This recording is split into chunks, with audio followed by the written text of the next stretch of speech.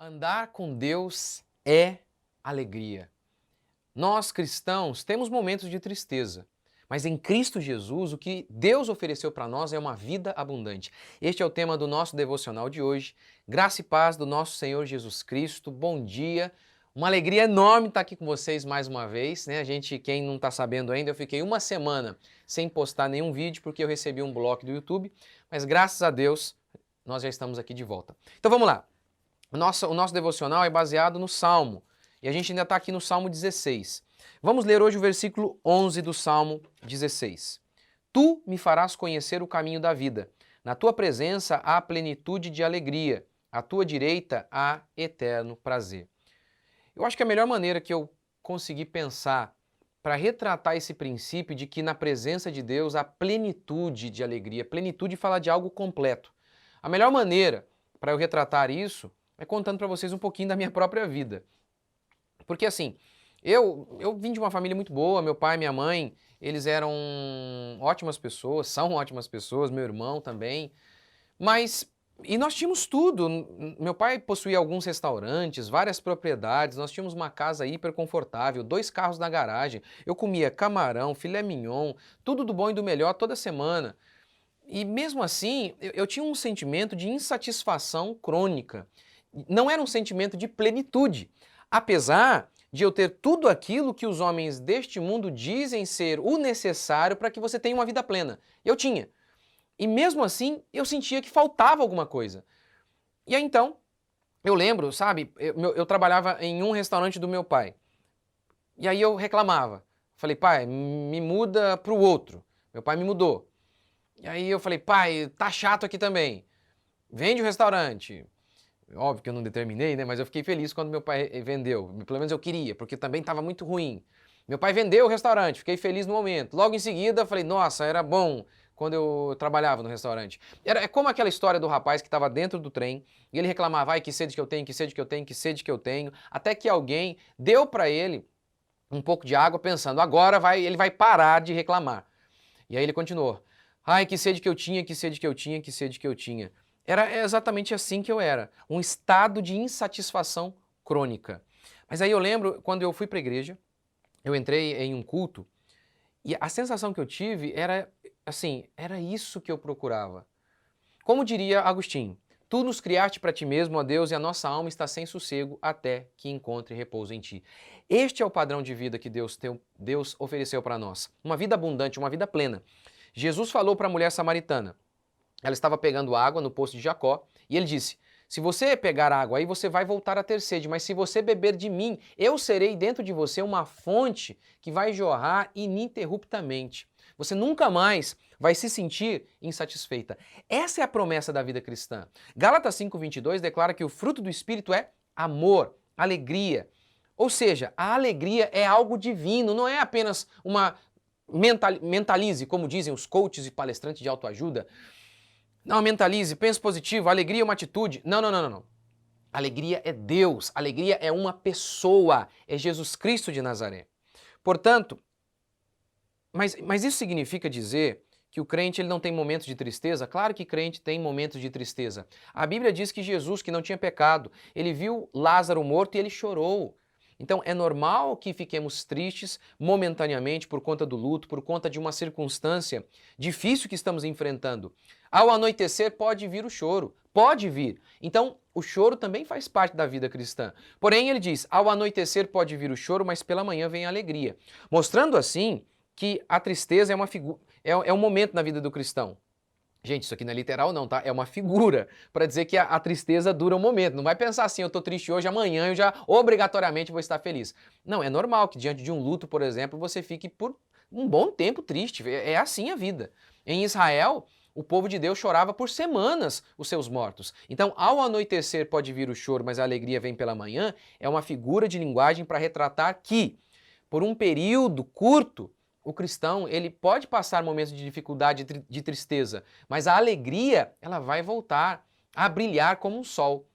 Agora, veja que coisa interessante. A Bíblia declara, para os perversos, diz o meu Deus, não há paz. Ou seja, para aquele que não nasceu de novo, não há paz. Era o meu caso. Eu não tinha paz, satisfação plena, apesar de ter tudo que todo mundo julga ser necessário e suficiente para que sejamos felizes. Eu tinha tudo e não tinha paz, não tinha alegria. E eu tinha só 17 anos. Então, o ímpio, se você vive constantemente triste, a primeira coisa que você deve se perguntar é se você realmente nasceu de novo. Ah, mas eu frequento igreja há tempos. Nicodemos ensinava até a Bíblia e não era crente. A Bíblia fala sobre Judas. Judas expulsou até demônio e era filho do diabo. Se você vive num estado de tristeza constante, avalie se você é cristão. Mas segundo, pode acontecer de você estar vivendo um período muito maior de tristeza do que aquele projetado por Deus. Por quê? Porque você está em pecado. Como assim? Vou dar o meu exemplo. Eu me converti, me senti de uma maneira que eu nunca havia sentido, porque Deus deu razão para a minha vida, Ele me redimiu. E aí eu não estava mais em maldição, debaixo da ira de Deus. Mas aí, trabalhando aqui na igreja, eu comecei a achar que eu era digno de alguma coisa, que eu merecia uma igreja maior, um salário melhor, que eu merecia coisas melhores. Eu comecei a achar que eu era bom por mim mesmo. E aí comecei a achar que Deus estava sendo injusto, não estava me dando o que eu merecia. E aí, obviamente, eu estava vivendo um período de muita tristeza. Claro que também tinha a ver com um momento muito difícil da minha vida, mas um grande problema tinha também se dava porque eu muitas e muitas vezes eu não estava me regozijando em Cristo Jesus. Eu estava sendo incrédulo, eu estava sendo ingrato. Então a minha crença de que eu merecia alguma coisa me levou à tristeza. Eu tenho uma frase que eu digo muitas vezes, eu posso não ter tudo o que eu quero, mas eu possuo muito mais do que eu mereço. Essa frase, ela nasceu nesse período, quando eu comecei a perceber que eu não era digno de nada, que na realidade a minha igreja era muito maior do que eu merecia, que tudo que eu tinha era infinitamente maior do que tudo que eu merecia. A partir daí, dessa perspectiva bíblica e correta, eu não passei mais esses momentos de angústia oriundos da minha incredulidade. Então, é isso que você deve avaliar. Muitas vezes, você passa por períodos de tristeza que você não precisaria passar porque você está pecando, você está sendo ingrato, você não está tendo fé e por aí vai. Então, Paulo diz assim, eu aprendi a estar contente. E como que eu aprendi também? No instante em que eu entendi que eu não mereço nada, que eu não merecia nada e nunca vou merecer, que tudo é fruto de graça, que todos os sofrimentos que eu tenho são merecidos, mas que todas as coisas boas é pura graça. Quando eu aprendi isso, o meu estado de alegria, ele se tornou a regra, que é aquilo que Deus prometeu para nós. Então, a teologia da prosperidade, ela promete que você vai ser feliz se você tiver apenas dinheiro no banco. Mas a mensagem de Jesus, a promessa de Jesus não é essa. Mas não pense que a promessa de Jesus é inferior a essa. Ela é maior. Mesmo sem nada, você vai se sentir pleno, como Jesus prometeu. Eu vim para que vocês tenham vida e vida em abundância. Essa é a promessa de Deus. Portanto, eu encerro esse nosso devocional de hoje assim. Se você vive triste, avalie se você nasceu de novo. Porque pode ser que você é um ímpio. Você frequenta a igreja, mas você não nasceu de novo. Arrependa-se e creia. Creia de verdade. Segundo, você pode ser um cristão, mas está passando por um momento de tristeza que muitas vezes não é uma tristeza bíblica. É uma tristeza do mundo. Não é uma tristeza oriunda de Deus, do trabalhar de Deus na sua vida, porque Deus opera, leva o seu povo a chorar. Pode ser por incredulidade, por ansiedade, por justiça própria, porque você acha que você merece algo. Então você deve se arrepender. Porque a vontade de Deus, Deus não prometeu que todos seriam ricos, mas Ele prometeu vida em abundância para todos. Para a teologia da prosperidade, vida em abundância é carrão, celular maravilhoso. Deus não prometeu isso para todos, mas Ele prometeu vida para todo mundo. Ele prometeu satisfação para todo mundo. Em você comer, sabe, uma comidinha simples e ter alegria. Em você não precisa ser conhecido, porque você é conhecido por Deus. Essa satisfação Deus prometeu a todos. Vamos orar?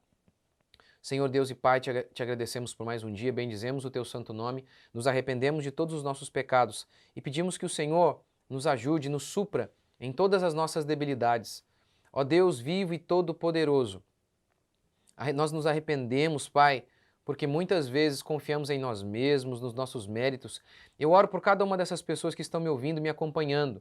Aquelas que não nasceram de novo, que o Senhor possa gerar genuína fé e arrependimento nelas.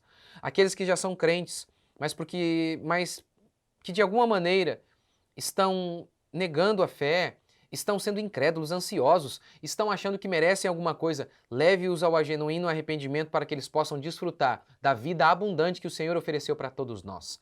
Ó Pai, fortalece o teu povo neste dia e que eles possam dizer: a alegria do Senhor é a nossa força. Aquele que está abatido, eu peço, fortaleça-o. Aquele que está passando por um momento de dificuldade, que faz parte da vida cristã, fortaleça-o em nome de Jesus. E aqueles, Pai, que estão tristes, mas não uma tristeza que não vem do Senhor, leve-os ao arrependimento, para que eles possam desfrutar da vida abundante que o Senhor prometeu a todo o seu povo, em nome de Jesus. Amém? Que a alegria do Senhor seja a sua força. Vá para o seu trabalho cheio de fé. Que Deus abençoe você. Você aí na sua casa, se levante e ao invés de reclamar, diga: bendito seja o Senhor. Este é o dia que o Senhor fez. E você vai ter sempre dias abençoados.